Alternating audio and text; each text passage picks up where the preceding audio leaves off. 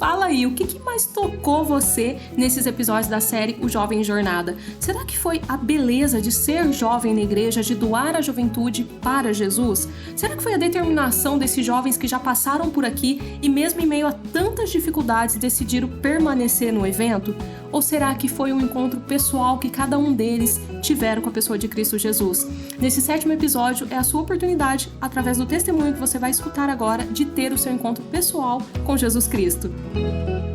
Olá, seja bem-vindo a mais um podcast aqui na Rede Século XXI. O convidado de hoje, ele é um sacerdote, ele foi para a Jornada Mundial da Juventude em Sydney, na Austrália, em 2008, e ele esteve também na Jornada Mundial da Juventude em 2013, no Rio de Janeiro. É um padre jovem, é o Padre Caio, da Catedral Metropolitana de Campinas. Bem-vindo, padre. Olá, Vanusa. Olá, nossos acompanhantes. É uma alegria estar aqui. Muito obrigado pelo jovem, né? Mas já estou com 46 anos e o meu tempo de juventude já passou, mas eu me sinto jovem também, apesar que dói o joelho, dói as costas, o pulmão já não é o mesmo, né? Segundo João Paulo II, o idealizador da Jornada Mundial da Juventude, a jovialidade está no espírito, não no físico, né? Olha, foi um papa jovem. O João Paulo II foi um papa alegre, um ator, uma pessoa com um sorriso cativante, um atleta em Cristo, né? Em tudo que ele fez. Foi um grande papa que marcou profundamente a nossa igreja. Como que o papado de João Paulo II marcou o sacerdócio do senhor? Bem, eu fui ordenado em 2005, né? No ano da morte dele, no né? No ano da morte. Mas toda a minha formação teológica baseou durante o período do Papa João Paulo II, né? Ele me marcou profundamente porque eu descobri minha vocação para ser padre no papado dele. Ele é um papa muito cativante. Eu lembro que ele veio várias vezes para o Brasil. Tinha aquele hino tão bonito, né? A bênção João de Deus. E ele visitou o Santuário de Aparecida e meus pais eram muito católicos. Eu sempre tinha uma foto, uma lembrança, algo dele aqui. Então, a presença do Papa num país marca a catolicidade, né? Então, esse é o Pedro. E onde está Pedro está a Igreja Católica, né? Ele não esteve na jornada, aqui no Brasil, mas ele esteve em 3 visitas aqui no Brasil, né? Então, quando o senhor foi para Sydney, em 2008, o senhor já era sacerdote. Essa jornada foi com Bento XVI. Como que foi essa experiência? Porque o senhor também levou alguns jovens, né, para essa jornada. O senhor conduziu ali espiritualmente alguns jovens. Em 2008... eu era assessor eclesiástico da juventude aqui na Arquidiocese Campinas. Certo. E a gente estava com um trabalho de articulação. Eu lembro que era o Dom Bruno, que era o arcebispo. Saudoso Dom Bruno, né? Dom Bruno, né? E ele me interpelou. Padre Caio, você não vai levar ninguém para a Jornada Mundial da Juventude? E aí eu tive que me virar nos 30, né? O bispo pediu, então... Foi no ano mesmo, em 2008, que foi feito esse pedido. Isso, e aí nós estávamos celebrando também os 100 anos da Arquidiocese Campinas. Então, eu tinha vários trabalhos. Agenda cheia. Eu tinha, os 100 anos da Arquidiocese. Uhum. E a Arquidiocese me tinha interpelado também para fazer um festival de música. Então, a gente fez canções da juventude e também tinha essa interpelação do arcebispo de nós peregrinarmos para Sydney. E para mim, Sydney era uma coisa assim, um canguru, né? Canguru. E eu não sabia de nada. O meu inglês era bem arcaico na época, era recém-ordenado. Uhum. E não tinha feito mestrado e não tinha me especializado em nada. E a gente foi.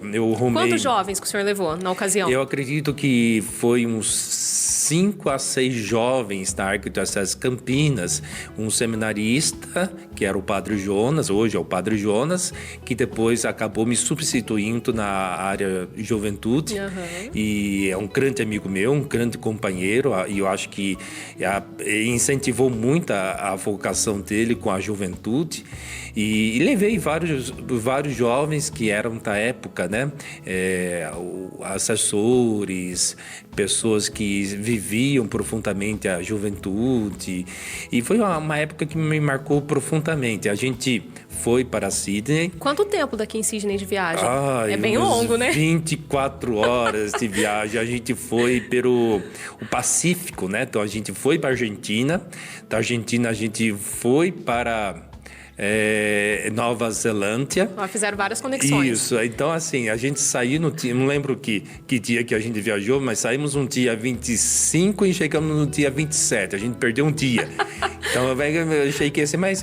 perdemos um dia, né? Mas é engraçado, na volta a gente saiu no dia 30 e voltamos no dia 30, né? Então, no mesmo dia? No mesmo dia, porque tem toda a questão do fuso horário. Sim, sim. A gente ficou um pouquinho zonzo. Como que é isso, essa questão do fuso horário? Vocês chegaram em Sydney e vocês sentiram muito? Sim, se demora, porque você, assim, aqui era meia-noite, lá era meio-dia. Então a gente demorou para se adaptar, era uma outra cultura. E é bonito participar da jornada, porque nós vemos a unidade na diversidade. Então, Sydney foi o Papa Bento XVI, o saudoso Papa. A gente vê várias expressões da catolicidade. Eu lembro que encontrei católicos de Bagdá, acho que a igreja Caldeu, que é uma outra igreja católica, né? Um outro rito, né? Totalmente diferente. Encontrei muitos católicos da China, tinha uma chinesa. Olha que legal, da China. Que ela é mais ou menos assim, clandestina. Ela acabou fugindo porque era perto da China e tinha muitos também. Do Timor-Leste, eu lembro que eles colocaram a catequese do pessoal do Timor-Leste junto com o pessoal do Brasil, porque a língua oficial, apesar que eles não falavam muito bem português, mas a língua oficial era o português. Aí fez essa união. E fizeram a união. Então a gente teve um contato com a igreja de Timor-Leste. Tinha muito filipinos, os filipinos eram muito católicos. Também os australianos também, a gente viu uma outra igreja australiana com talvez com um pouquinho mais formal, saxônica, não era como nós latinos, né, que nós somos extremamente afetivos. A gente gosta de abraço, né, pai? Gosta de abraço e tal, né? Então eles são um pouquinho mais frios, assim.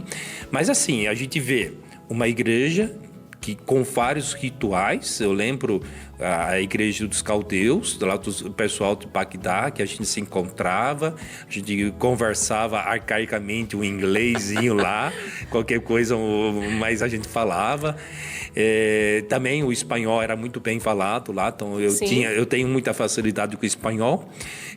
Morei em Colômbia, sei bem falar bem espanhol. Então deu para se comunicar. Deu para se virar lá. E aí o interessante é que a gente vê uma diversidade, né? Não era só um rito latino, mas a gente celebrou a missa em rito latino, mas a gente percebia uma diversidade.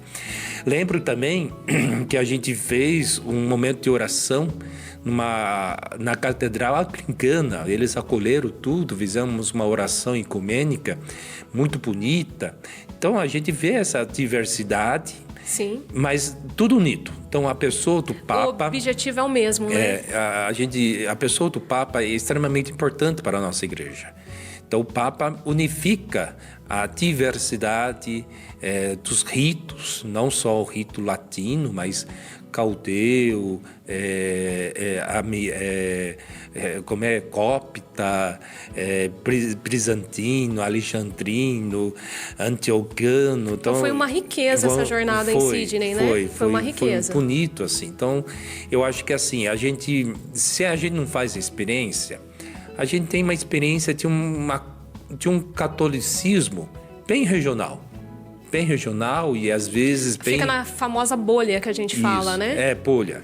E a gente tem uma experiência assim, a gente não vê a totalidade da Igreja Católica quando a gente fica somente no nosso grupinho. Então, lá a gente vê os vários grupos de peregrinos. Eu lembro que os franceses foram em massa, então tinha muitos franceses, colégios franceses que peregrinaram para Sydney. A gente não gostava muito dos franceses porque eles eram meio arrogantes, né?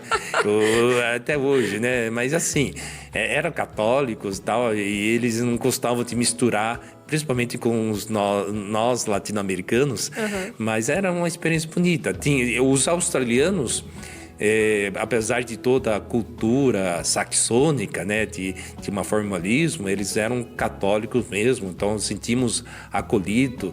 Então a gente veio uma experiência de pastoral, experiência de missão, na capital, acho que Canberra, que é a capital, bem fria. Nossa, eu lembro que até nevou na época. Era inverno? Isso, quando vocês foram? Era inverno no hemisfério sul.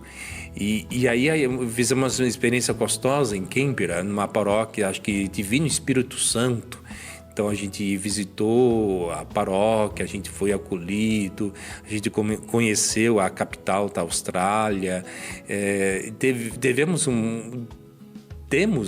fizemos uma interação gostosa com o catolicismo australiano. Intercâmbio espiritual, Isso, podemos dizer assim. Foi algo bonito. Padre, o que mais marcou o senhor nessa Jornada Mundial da Juventude em Sydney? Algo que o senhor trouxe para o Brasil?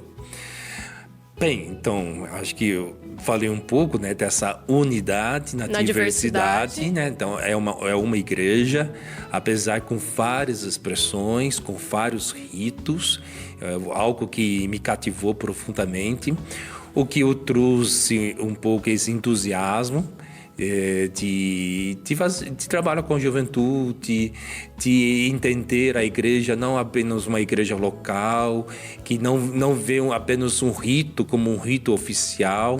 Então, sim, nós somos latinos, nós seguimos um rito latino, mas existem outros ritos católicos e temos uma diversidade do catolicismo muito maior do que nós imaginamos.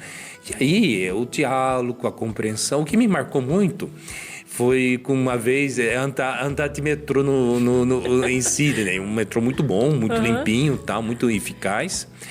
E Sydney, Austrália é um país de muitos estrangeiros. Sim. Então eu fiquei conversando, um indiano, que nem era católico, era hindu, que era, acho que, fiscal de metrô, veio conversar comigo. Um inglês bem claro, um inglês britânico, né? Então, talvez ele também tinha, por ser indiano, então acho que tinha um outro dialeto, e eu consegui entender bem mais o inglês. A gente ficou conversando com um bom tempo. Mas vocês conversaram sobre o que exatamente? A minha cultura, a cultura do Brasil, que é ser brasileiro. Ele falou também um pouco da cultura indiana. Foi uma experiência muito bom. E ele não era católico, ele viu que eu era um dos peregrinos, sabia que eu era também um católico, então ele ficou muito interessado. E por ser brasileiro e por não ter muito preconceito, a gente conversou bastante tempo no metrô. Foi uma experiência profunda, né? Eu também fiz uma experiência profunda em 2013 também. No Rio de Janeiro. No Rio de Janeiro, mas assim, eu fui uma das paróquias que receberam também os jovens. Pré-jornada. A pré-jornada. Eu era padre lá no Jardim Amanda. E eu tinha umas irmãs franciscanas que tinham um trabalho missionário lá em Concórdia, na Argentina. E as irmãs me arrumaram 50 jovens argentinos. Então, a minha paróquia, a Santa Luzia do Jardim Amanda, lá em Hortolândia, foi a paróquia que mais recebeu peregrinos, né? Foi 50 argentinos, e a gente criou uma amizade profunda. Tem amizade ainda com essas pessoas? Temos amizade, sim. Acho que foi 2013. Então, recebemos 50 jovens, a gente distribuiu, sabe, nas casas, fizemos algum trabalho intenso, eles conheceram a Igreja do Brasil, eles também mostraram como era a igreja argentina de Concórdia. Não, eles deveriam estar muito, muito felizes naquele momento, porque o nosso Papa, recém-eleito, é argentino, isso, né? Então ficou toda aquela dúvida, mas o Papa renunciou, né? O Papa Bento tinha renunciado, e quem seria? Aí veio um argentino. Aí Brasil foi invadido de argentino naquela época, né? Só tinha argentino tudo que é canto, né? Uns argentinos fanáticos, com eco infrável, né? Eles eram muito cheio de si, né? Mas assim, o pessoal que acolhia, um pessoal muito bom. Foi uma experiência profunda, foi uma semana intensa de acolhimento. Até eles vieram em julho, né? Então a gente até fez uma festa junina. Possibilitamos que eles vivenciassem a festa junina. A nossa cultura, né? Conhecesse um pouco da nossa cultura. A nossa cultura, isso. E interessante, depois, no ano seguinte, eles nos convidaram para uma experiência missionária. Na Argentina? Na Argentina, na cidade de Concórdia. Aí, foi minha vez, né? Eu lotei um ônibus e a gente foi para Concórdia, que é uma cidade bem na divisa entre a Argentina e Uruguai. Passava o rio lá, né? O rio que dividia as duas cidades. Então isso já foi um fruto da jornada, essa viagem de vocês? Sim. Foi um fruto da jornada. E foi uma experiência boa. A pré-jornada, acho que foi muito mais rico a pré-jornada do que a jornada, porque a gente criou... É que é mais tranquilo, né? É um número reduzido de pessoas. A jornada já é, no Brasil, mais de 3 milhões de pessoas, né? Isso. Acho que a pré-jornada é muito importante. Sim. Para esse intercâmbio, troca de cultura, criar amizade. Eu lembro que alguns argentinos também ficaram, depois da jornada, foram morar lá na paróquia, tentar a vida. Ai, que legal. E aí eles participavam da missa, então tinha toda uma interação. Mas foi uma experiência rica, frutuosa. E aí eu levei bastante jovem para o Rio naquela época. A gente conseguiu fretar acho que foi 20 lugares no voo, no avião. Então foi 20 jovens, eu também fui. A gente ficou na pré-jornada, na periferia do Rio de Janeiro. Eu não lembro mais onde a gente ficou. Mais longe de Copacabana, que é onde todo mundo de ficou. Copacabana, isso. A gente ficou longe de Copacabana. E aí ainda eu levei mais um ônibus para a jornada. Além do avião, então foi um ônibus. Foi um ônibus. Então olha, eu acho que consegui levar uns 80 jovens por aí, mais ou menos. E foi uma experiência rica, assim. Agora sim, eu lembro que o Rio de Janeiro foi uma experiência muito diferente de Sydney. O Sydney a gente tinha um grupo mais homogêneo, a gente combinava e fazia tudo junto. Se arrumasse certinho, dava para ir todo mundo no mesmo carro ali, sim, né, em Sydney. em Sydney, né? Não, a gente até viajava ou de ônibus ou de carro. Mas Rio de Janeiro, aquele muvuco de gente, diferente de Sydney. Acho que Sydney foi uma jornada bem modesta. Eu lembro que na abertura tinha umas 700 mil pessoas, mas no Rio de Janeiro tinha milhares, né? Era 1 milhão, 2 milhões, 3 milhões. Exato. No último dia, acho que... não me 3 lembro, milhões e meio. 3 milhões e meio. Então, foi algo muito intenso, Rio de Janeiro. Enquanto Sydney... por ter muitas pessoas, mas foi algo tranquilo, muito bem organizado. O cansativo foi a viagem, né? 2 dias para ir. 2 dias para ir e no mesmo dia a gente estava de volta, quase na mesma hora. Porque tem questão do fuso horário, né? Então, mas assim, acabava com a gente. Então a gente tinha que dormir, a gente tinha que se adaptar um pouco no horário e tal. Então foi uma experiência profunda. Este ano, tem algum grupo que o senhor está preparando para ir para a jornada em Portugal? Olha, então, faz um ano e meio que estou na catedral como cura metropolitano.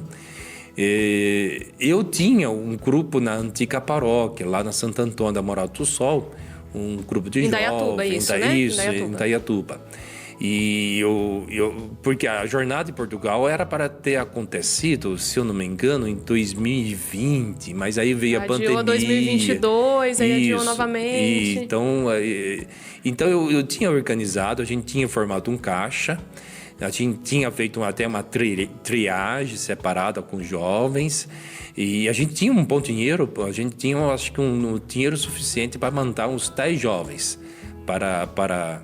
E essa arrecadação, assim, vale tudo, né? Rifa, jantar evento, que faz, doação, né? Para arrecadar esse dinheiro. Sim, a gente fazia de tudo, né? Pegava cesta de chocolate, aproveitava a Páscoa, fazia evento, fritava pastel, fazia uma contribuição espontânea, cada um assumia uma responsabilidade de pagar R$100 ou R$50 por mês, tentando formar um caixa. E deu certo, né? E agora, não sei, depois que a gente sai da paróquia, a gente entrega... Se desliga, né? Desliga, até para dar liberdade para o outro padre fazer o trabalho, fazer as coisas lá na paróquia. Padre Caio, por que vale a pena ir para a jornada? Em alguma edição, seja no país que for. Olha, eu acho assim, primeiro, pelo esforço de a gente se organizar como igreja. A gente tem uma meta, tem uma peregrinação, então a gente tem toda uma... aprender a coordenar, aprender a liderar. Tem a parte espiritual, é uma peregrinação, é uma romaria. Romaria vem da palavra Roma, são os peregrinos que iam para Roma para se encontrar com o Papa durante a Quaresma, durante a Semana Santa principalmente. E aí é uma oportunidade de viver essa espiritualidade da unidade na diversidade, né? Então, o peregrino tem toda uma outra espiritualidade de você estar aberto ao diferente, ao improviso, à ação do Espírito Santo. A gente planeja uma coisa e acontece outra. Então, é uma espiritualidade do encontro. Se você não tem o Espírito Santo, um espírito de abertura, você não é capaz de vivenciar o encontro. É uma experiência de ver outras expressões do catolicismo. Então, é essa sair da bolha, romper preconceito, né? Romper preconceitos, saber que, para mim, assim, encontrar um católico em Bagdá, e bem naquela época da tensão do Estado Islâmico, né, querendo se impor novamente, e a gente viu que... E a chinesa que o senhor encontrou também, sabemos como é a realidade a chinesa, do catolicismo, clandestina, né, na China. E ela se enturmou tão bem com os brasileiros, não falava nada. Nem de inglês, nem de português, mas estava junto. E ela se enturmou, então a gente comunicava somente com gesto. E ela era muito católica. A gente percebia que ela praticamente fugiu da China e foi para Sydney para fazer essa experiência. Isso lembra muito os primeiros cristãos, né? Isso. Que bonito. Foi uma experiência profunda. Então a gente, assim, até a chinesa, que a gente se encontrou lá em Sydney, a gente percebia que ela queria viver a fé, mas não podia lá expressar, no país. Né? Isso. Queria viver a catolicidade, a unidade com a pessoa do Papa e a diversidade, mas a China, por ser um país bem fechado, com uma religião estatizada, né? Tem a Igreja Católica estatizada, então tem toda uma coisa assim diferente, e aí a gente vê uma pessoa que praticamente veio clandestinamente para Sydney, fugiu da China, entrou lá, participou da jornada, e a gente assim, né, tem igreja aqui ao lado, tem o padre, tem o papa, tem o bispo, e a gente não quer viver a comunhão.